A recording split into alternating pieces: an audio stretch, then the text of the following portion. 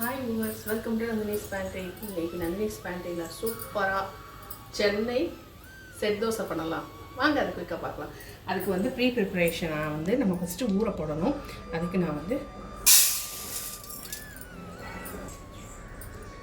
2 class அரிசி. என்ன அரிசி? இட்லி அரிசி. 1/2 கிளாஸ் உளுந்து, 1 டேபிள் ஸ்பூன் வெந்தயம். இதெல்லாமே வாஷ் பண்ணிவிட்டு ஒரு 3 மணி நேரம் நல்லா ஊற வச்சுருவோம். இதோடே சேர்த்து அவலையும் ஜவ்வரிசியும் 2 ஸ்பூன் எடுத்து தனித்தனியாக ஊற வச்சுருவோம். 2 டேபிள் ஸ்பூன் அவல், 2 டேபிள் ஸ்பூன் ஜவ்வரிசி. இது எல்லாத்தையும் வாஷ் பண்ணிவிட்டு 3 மணி நேரம் நல்லா ஊற வச்சுருவோம்.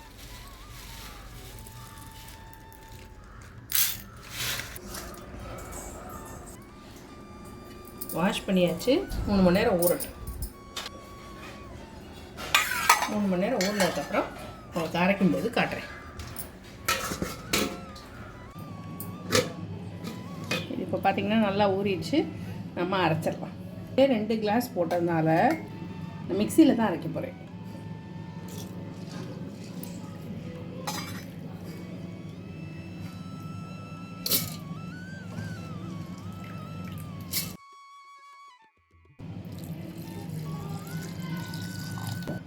கொஞ்சம் தண்ணி சேர்த்துக்கலாம்.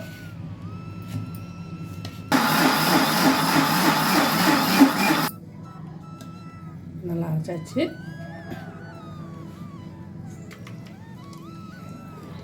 எனக்கு கைக்கு பொங்கி நல்லா வெளியில் வழிஞ்சிடும். அதனால தான் நான் கொஞ்சம் பெரிய பாத்திரத்தில் இதை போட்டிருக்கேன். நான் இதில் வந்து ஊற வச்சு ஜவ்வரிசி சேர்த்துறேன். ஓ, செகண்ட் பேட்சா? ஆமாம், அவ்வளோதான். அதான் அவல் நல்லா ஊறிருக்கு.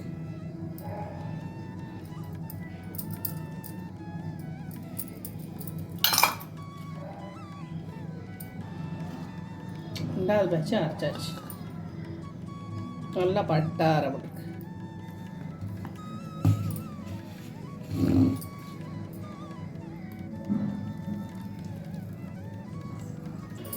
மிக்ஸி அலம்பி அந்த தண்ணியை இதில் சேர்த்துருவோம்.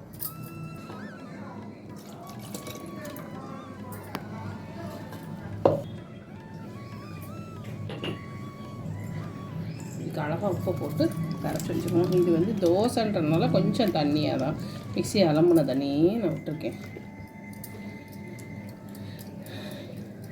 இது 8 மணி நேரம் நல்லா புளிக்கட்டும். காலையில் உங்களுக்கு காட்டுறேன். அழகாக பொங்கி வந்துச்சு. இப்போ கீழே இருந்தது, இங்கே இருந்தது. ரொம்ப கொஞ்சமாக தான் அரைச்சேன். தரல 2 கிளாஸ்.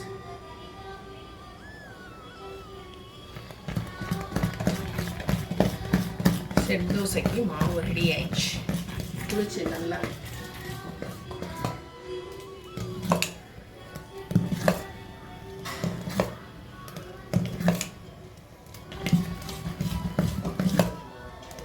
வெந்தய வாசனை சூப்பராக இருக்கு.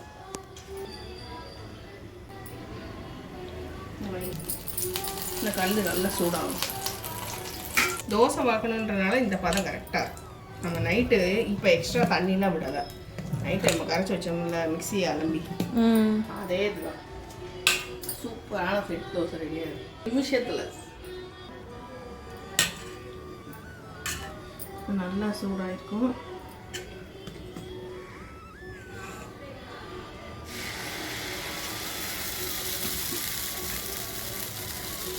இது வந்து லைட்டாக குண்டு குண்டாக தான் வாக்கணும்.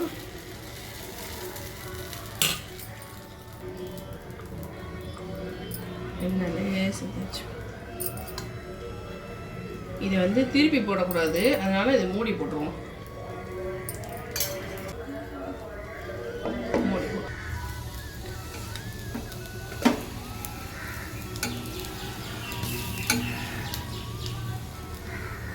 Wow wow. ஒவ்வொருத்தரையும் மாவை கலக்கிடணும். ஏன்னா உளுந்து மேலே வந்துடும். அது லைட்டாக இருக்கிறனால அவ்வளோதான். ரொம்ப அதை வந்து முருகல் தோசை ஆக்கிடக்கூடாது. அதுவே இந்த பபுள்ஸாக வருது பாருங்க. எந்த ஒரு இதுவும் கிடையாது. இது நேச்சுரலாக ஃபெர்மெண்டேஷன் ஆனது. நல்ல புளிச்ச வாசனை வருது.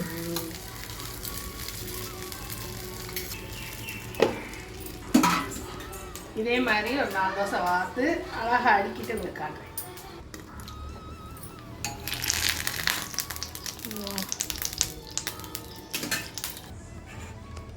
வாவ்.